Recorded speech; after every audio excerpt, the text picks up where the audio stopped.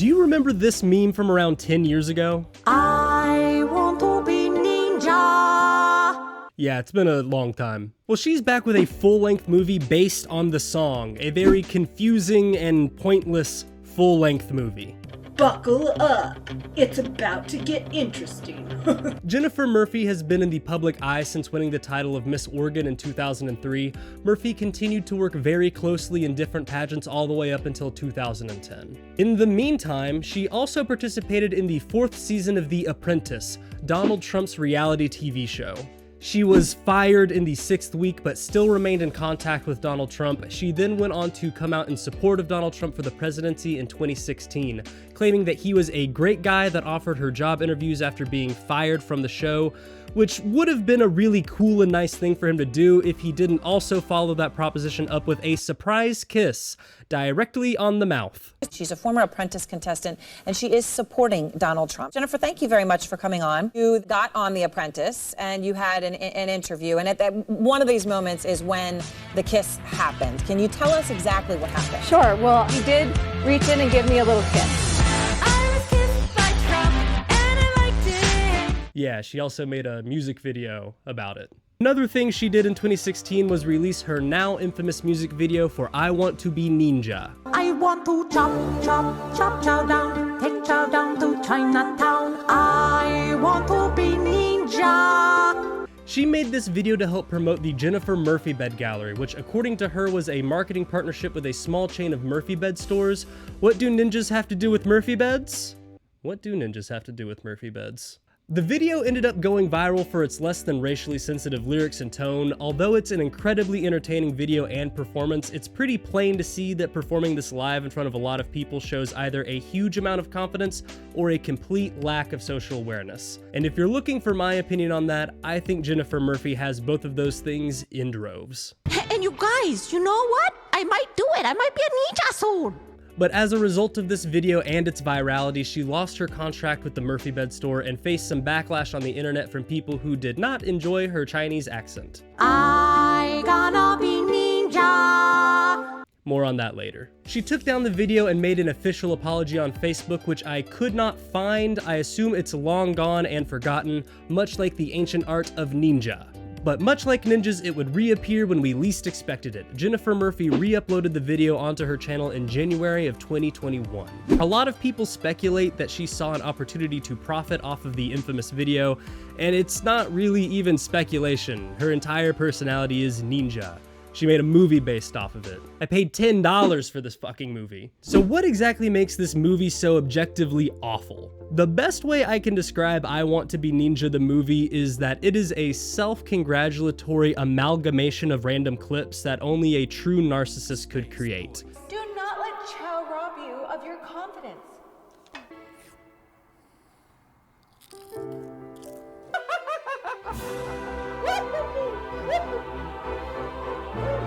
So my name is Benny. Benny! Splish splash, I was taking a bath all upon a Saturday night. And I even have a mean jab and uppercut. My sign! Money!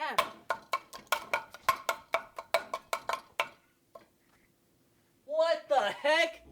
And that's pretty much it. I Want to Be Ninja the movie follows the various feuds between GoGirl, who is a local or maybe international superhero. It's not really clear what her range of justice is. And the main villain, Chow, who is just a regular YouTuber who day trades stocks and makes content for children. Think of him kind of like a rice gum type YouTuber, not because they're both Asian, but because they both have very similar personality types. 30 That's what I'm talking about, baby. Cha-ching! Time to make some money. Sparingly and seemingly at random, there are long stretches of documentary-style scenes where Jennifer addresses the audience directly with anecdotes about her life. The movie starts off with one of these scenes. In fact, the entirety of chapter 1 of the movie is dedicated to her real-life backstory, We're gonna talk about these more a little bit later, but they do take up a decent amount of the movie. The last thing I want to say is I think this movie could have been so much shorter. It is an hour and 25 minutes in runtime. There is so much B-roll and unnecessary shots of GoGirl just kind of walking around and not doing anything. And that's not even including the weird comic book and video game subplots, which as a viewer I kept forgetting about. So randomly throughout the movie, you just keep getting jump scared by this random kid reading a comic of the movie. The kid will just kind of pop in and out with the fastest jump cut you've ever seen and hit you with a 12-frame soy jack face. Also, for some reason, it's illegal to own this very specific comic book. He buys it out of a van like it's a drug deal. He ends up spending $20 on the book, which is a pretty big ripoff since I got the comic for free when I bought the movie for $10. There really isn't a lot of comprehensible plot to this movie. It wasn't until my second watch when I realized why certain things were happening. It wasn't really even in the good way either, like in Fight Club, where when you watch it a second time, you're like, wow, that part makes a lot more sense now. The feeling was more like, why am I watching this movie for a second time? As I stated a little earlier, the plot mostly consists of GoGirl and Chow caught up in a vicious cycle of Chow doing a bad thing, and then GoGirl undoing that bad thing. The first bad thing that Chow does is make a pipe bomb and try to commit an act of domestic terrorism.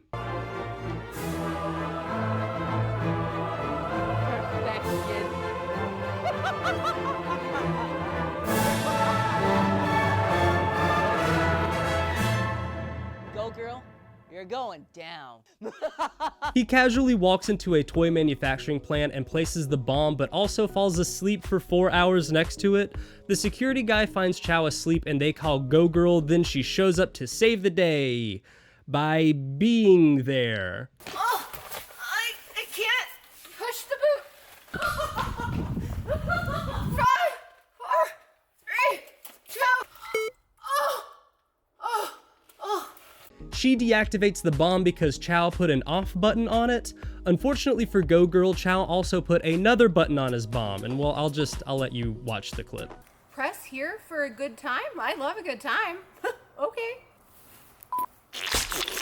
Yeah, nice little cum shot joke there. A little cum shot joke for the kids. This is the first in a ton of dumb blonde jokes. When Jennifer Murphy isn't playing GoGirl, she's playing her other alter ego, Pick Me Girl. The amount of time she goes for that pick me slapstick humor bit is honestly incredible. It never lands, and it's never funny even a single time. There are so many different and equally boring things that Chow does in this movie that I'm just gonna kind of pop off a few of them. Chow does multiple home invasions. He steals all of the toys directly from the rooms of a whole cul-de-sac of children. There's nothing super special about this bit. GoGirl saves the day by bringing new toys to all the children and she signs posters for them. It is a pretty self-congratulatory scene. Chow also breaks into the GoGirl office and draws a mustache on the cover of the new magazine that they're releasing. Show Jen what she really looks like. I'm gonna show the world what Jen really is. I'm a genius, baby. There's another bit where he breaks into the GoGirl office to try and destroy or steal a caterpillar suit. Jennifer Murphy talks a few times about how important the caterpillar suit is, but it is never established what it's for or why it's important.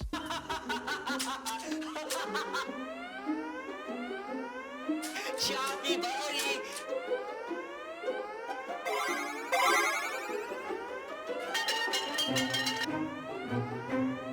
What the heck is this? Go girl. It wasn't until I looked back through the footage and I noticed that it's in the background of the scene where Chow gets caught in a Looney Tunes bag trap.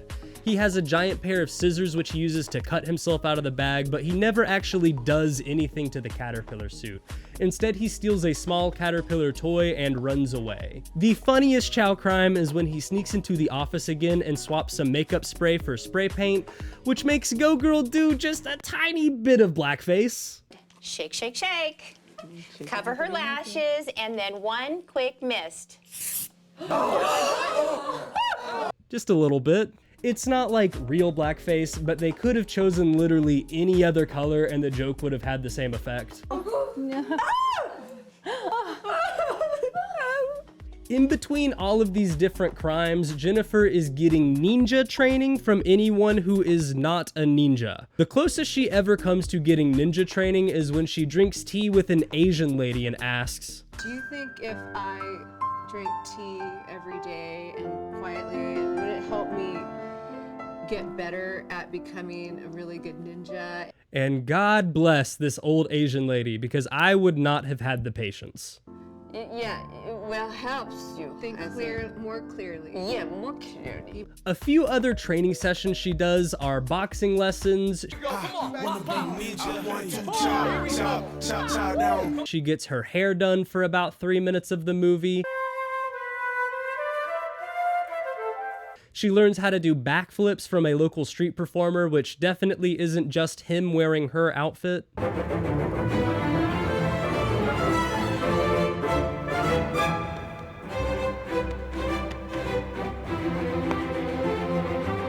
None of this, and I cannot stress this enough, is interesting. When I watched the movie the first time, I did not realize that all of these were supposed to be ninja training sessions. I did not know why any of this was being filmed. I mean, I know why they filmed him. I mean, just look at him.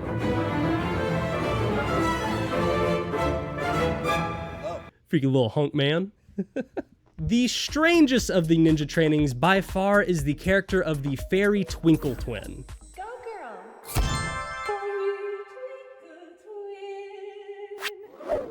She shows up twice in the movie. The first time she's just like, "Hey, I'm your Twinkle Twin. I exist. I'm a character in the movie." Hi, I'm here. And then the second time she shows up, she just gives GoGirl a taser. I brought you a gift. This is a taser. A taser? Woo! Oh! Taser. The taser gives her the inner strength to— Jesus Christ, what the fuck? Who are you? I'm your devil Twinkle Twin. Why a devil Twinkle Twin? It's like a fairy in the movie. Yeah, well, you bought a costume for the last video and you spent a lot more money on that video than you thought you were going to, so you started a Ko-fi page. Oh yeah, you know, well, should I tell them or should you? I mean, how does this— Just let me handle it. I'm the Devil Twinkle Twin, and I'm here to tell you that if you want to support the Steadwich YouTube channel, you should follow the link in the description. You can help support the channel with your hard-earned dollars. Right now, we have a donation goal of $10. If we reach it, I will have 10 more dollars than I did before. Wow! Additionally, you can send me direct messages through Ko-fi and tell me some of your darkest secrets that you wouldn't tell anyone else. You'll also see your name at the end of my videos. So what are you waiting for? Either drop a one-time donation or a monthly sub to support the channel today. Wowee, Devil Twinkle Twin. That sure does sound like an enticing offer. Bye, Devil Twinkle Twin. Anyway, the taser gives her the inner strength to finally confront Chow and put an end to his crime spree by breaking into his house and assaulting him.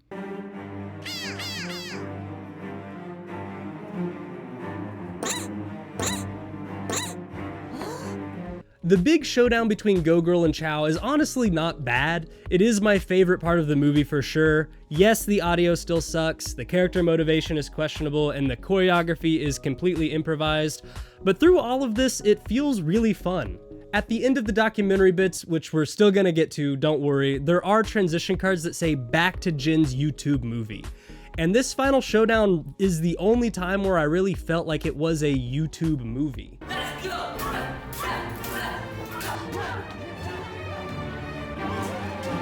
Something about how poorly choreographed and shot this scene is genuinely made me feel like I was watching old YouTube videos. It may be a little on the nose, but I think a great example is How to Be Ninja by NEENJAAAAAAA. I remember watching that video like a million times as a kid and just having fun with a stupid, silly video that someone had a lot of fun making. I am painfully aware that it was not the intention on anybody's part during the making of this movie, but for a moment after suffering through an hour of the movie, it felt really enjoyable to watch. Even a broken clock is right twice a day. Through the fight scene, there is a pillow fight, a lightsaber and katana duel, and there's also an upskirt shot that they could have just 100% not included, but decided to just flash some uh-oh graphics over it, which got a pretty good laugh out of me. At the end of the showdown, GoGirl finally remembers that she has a magic taser, and uses that to take down Chow. Kind of.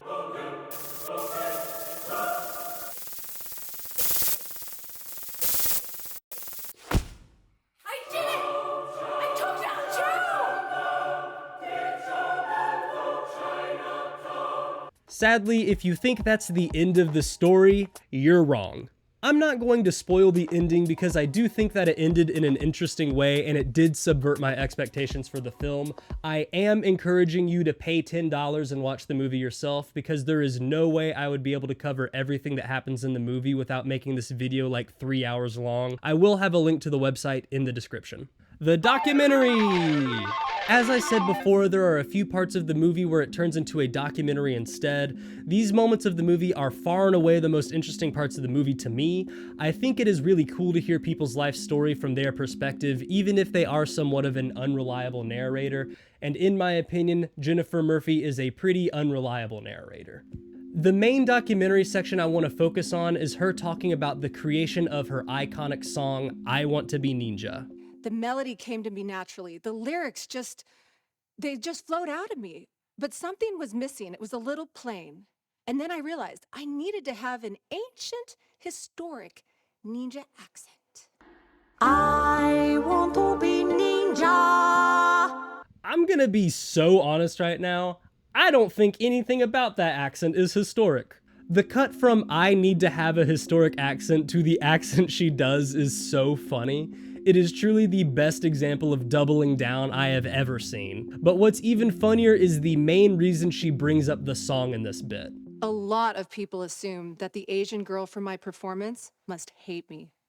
And they wonder, what will she do if she ever encounters Jen again? In the most insane sequence of the movie, Jennifer has a katana fight with the Asian woman from her video. I'm pretty sure the whole budget of the movie went here. All $50 of the budget went into shooting this scene.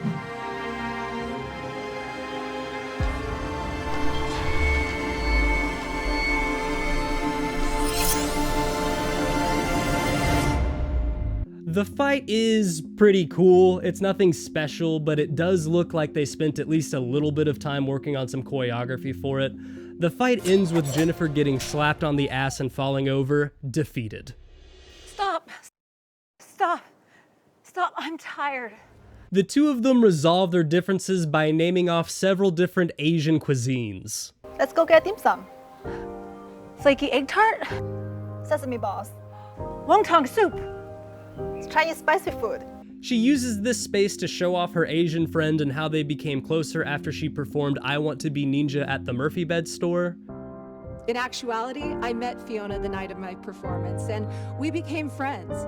She started attending my GoGirl empowerment seminars and coming to my YouTube shows, and I inspired her to get into beauty pageants. She became Miss New York, she got back into dancing, and I've just seen her blossom over the last 7 years. I'm so proud of her, and we're great friends. And honestly, fair game. If the two of you genuinely became friends and developed bonds together, more power to you. I wish you both happiness and celebrate your friendship together. I do think it is worth mentioning again that I do believe Jennifer Murphy is somewhat of an unreliable narrator, so take that as you will. The thing that drives me the most insane about I Want to Be Ninja the movie and Jennifer Murphy in general is that she is an incredibly talented person. You wouldn't know that based on her YouTube channel, her TikTok, or even her TV appearances, which I think is really sad. I'm not talking about her acting, I'm not talking about her comedy, her directing is also pretty fucking awful, clearly. I'm talking about something that has been in front of us this whole time that I think everybody, including myself, has taken for granted. Her singing. During the credits, Jennifer Murphy plays one last clip. She's performing an original song titled Fly Zone, and as long as I don't get a copyright strike for it, it's playing right now. I was the one girl to open your eyes, saw your potential as the disguise.